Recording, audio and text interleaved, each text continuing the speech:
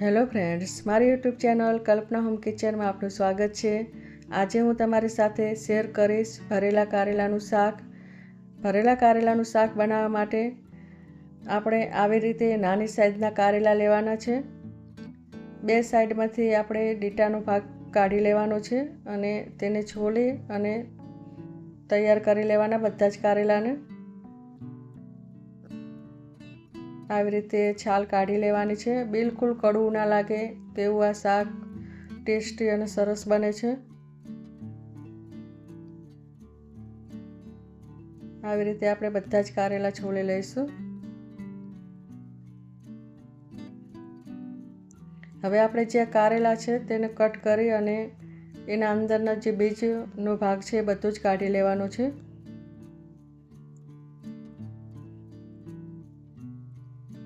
આવી રીતે આપણે ચપ્પાથી અથવા ચમચીથી બીજ કાઢી લેવાના છે અને આવી રીતે બધા જ કારેલાના બીજ કાઢીને તૈયાર કરી લેવાના। હવે આપણે એક બાઉલમાં પાણી લઈશું। પાણીના અંદર આપણે મીઠું ઉમેરીશું અને પછી આ કારેલા અંદર 1 કલાક માટે રાખીશું।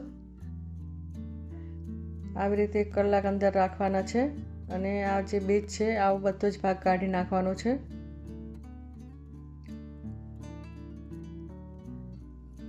હવે આપણે આજે મસાલા તૈયાર કરીશું। કારેલામાં ભરવા માટે આપણે આજે મસાલા લીધેલા છે તે ગોળ છે અને આ બીજા બધા મસાલા આપણે મિક્સરમાં કરીશું।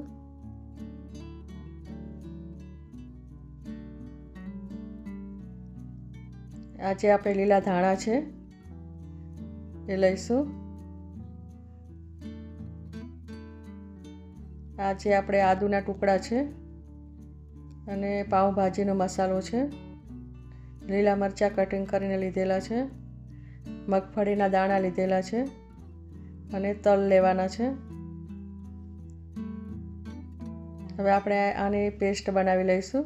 આમાં આપણે પાણી નથી નાખવાનું, એમને જ પેસ્ટ બનાવવાની છે।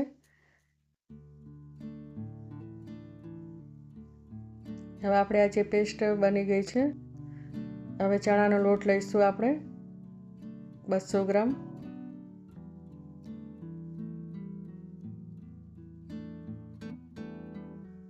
હવે આપણે ગોળ ઉમેરીશું 100 ગ્રામ।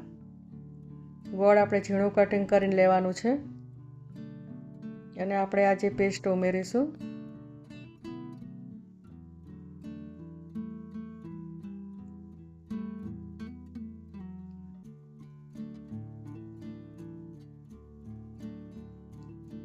હવે આપણે મરચું ઉમેરીશું, ધાણા જીરું પાવડર અને હળદર પાવડર ઉમેરીશું।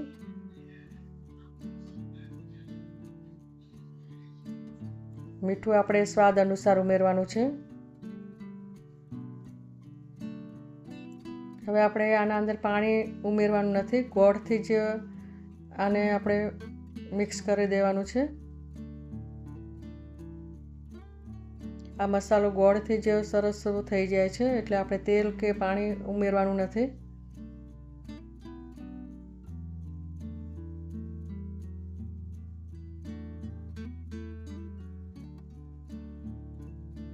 આવી રીતે આપણે મસાલો તૈયાર કરી લેવાનો છે। હવે આપણે જે કારેલા છે તેને 2-3 પાણીથી ધોઈ લેવાના છે।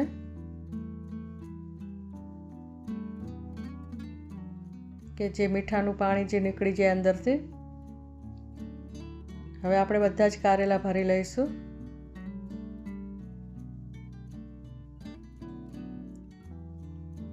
મસાલો એકદમ ફિટ ભરવાનો છે કે જે આપણે ચડવતી વખતે નીકળી ના જાય। આવી રીતે આપણે બધા જ કારેલા તૈયાર કરી લઈશું ભરીને। આ બિલકુલ કડવા લાગતા નથી અને એકદમ ટેસ્ટી લાગે છે। ભાખરી સાથે, પરોઠા સાથે આને ખાવામાં ઉપયોગ થાય છે।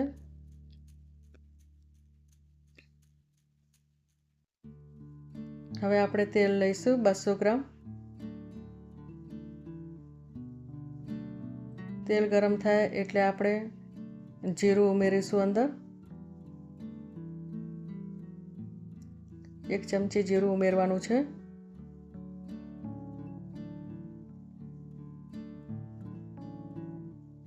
જીરું બરાબર સતળાઈ જાય પછી આપણે હિંગ ઉમેરીશું.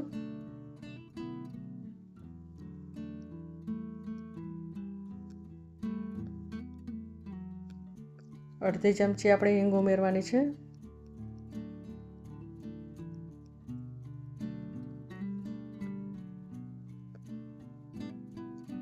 હવે આપણે આ જે કારેલા છે તે ઉમેરીશું.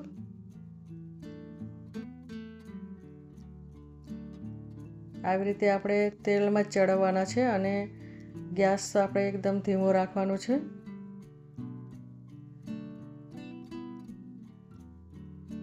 એકદમ આપણે ધીમા તાપથી જ આને ચડાવવાના છે.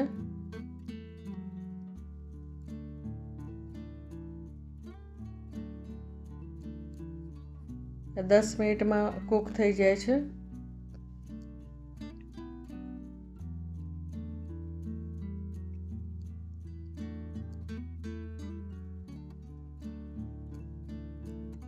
હવે આપણે ઢાંકી દઈશું.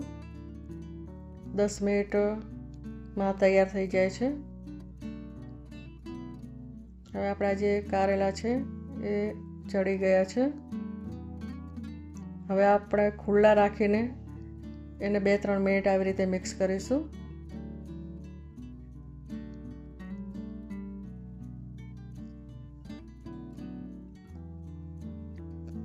આના અંદર મગફળીના દાણા અને તલનો ટેસ્ટ પણ સરસ આવે છે અને પાઉંભાજીનો મસાલો પણ સારો લાગે છે આના અંદર. અને લીંબુ ઉમેર્યું 2 ચમચી. લીંબુ આપણે છેલ્લે જ ઉમેરવાનું છે કે તેનાથી કડવું ના લાગે. ગોળની જગ્યાએ તમે ખાંડ પણ ઉમેરી શકો છો.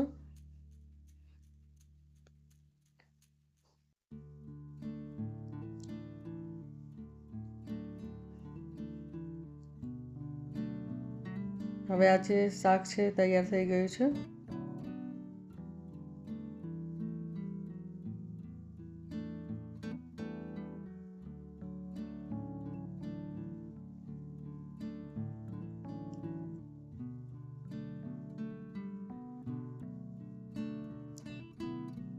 આ જ મસાલાથી તમે રીંગણ અને લીલા મરચાંનું પણ સંભાર બનાવી શકો છો. આ જે મસાલો છે તેનાથી લીલા મરચાં અને રીંગણનો સંભાર પણ સારો લાગે છે.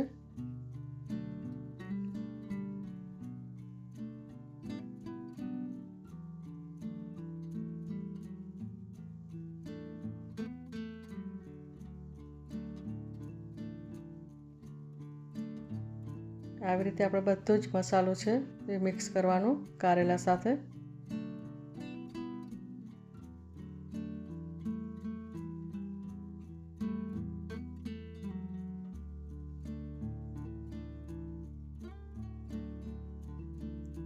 હવે આપણે જે કારેલા છે તે એક ડીશમાં સર્વ કરીશું. આવી રીતે આ કારેલા તૈયાર થઈ જાય છે. તો ફ્રેન્ડ્સ, મારી આ રેસીપી પસંદ આવી હોય તો તમારા ગ્રુપમાં શેર કરજો, સબસ્ક્રાઈબ કરજો અને કોમેન્ટ પણ કરજો. અને હવે મળીશું આપણે બીજી રેસીપીમાં. ત્યાં સુધી બાય.